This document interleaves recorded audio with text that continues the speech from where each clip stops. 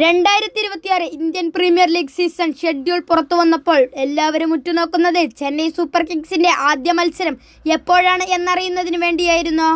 സഞ്ജു സാംസൺ ചെന്നൈ ടീമിന് വേണ്ടി എപ്പോൾ അരങ്ങേറ്റം കുറിക്കുമെന്ന കാര്യമാണ് ആരാധകർ അറിയേണ്ടിയിരിക്കുന്നത്. ഇപ്പോഴിതാ ഇക്കാര്യത്തിൽ വ്യക്തത വന്നിരിക്കുകയാണ്.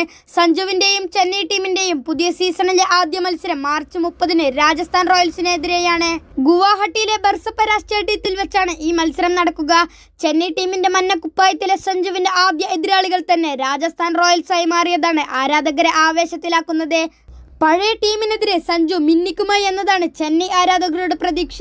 എന്നാൽ രാജസ്ഥാൻ റോയൽസിന്റെ പേടി ജോഫ്ര ആർച്ചർ ഉൾപ്പെടെയുള്ള ബൗളർമാരെ സഞ്ജു തല്ലി ഒതുക്കുമോ എന്നതാണ്. T20 ലോകകപ്പിൽ ഇംഗ്ലണ്ടിനെതിരെ സെമി ഫൈനലിന് മുമ്പുള്ള പ്രധാന ചർച്ചാ വിഷയം സഞ്ജു സാംസൺ ജോഫ്ര ആർച്ചർ പോരാട്ടമായിരുന്നു.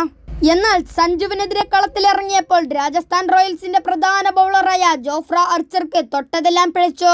ആർച്ചറെ കടന്നാക്രമിക്കുന്ന ശൈലിയാണ് സഞ്ജു സാംസൺ സ്വീകരിച്ചത്.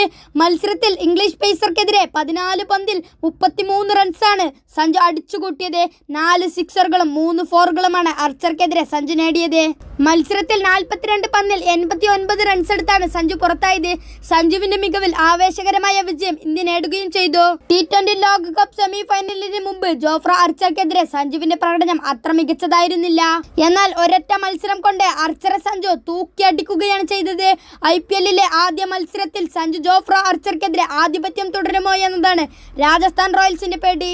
സഞ്ജുവിന്റെ വെടിക്കെട്ടിൽ ആത്മവിശ്വാസം നഷ്ടമായ ആർച്ചർ തന്റെ മികവിലേക്ക് തിരിച്ചെത്തുമോ എന്നതും കണ്ടറിയാം. അതേസമയം ഗുവാഹട്ടിയിൽ അത്ര മികച്ച പ്രകടനമല്ല സഞ്ജു സാംസൺ ഇതുവരെ നടത്തിയത്. ന്യൂസിലാൻഡിനെതിരെ ഇക്കഴിഞ്ഞ ജനുവരിയിൽ നടന്ന T20 പരമ്പരയിലെ ഒരു മത്സരം ഇന്ത്യ കളിച്ചത് ഗുവാഹട്ടിയിൽ വെച്ചാണ്.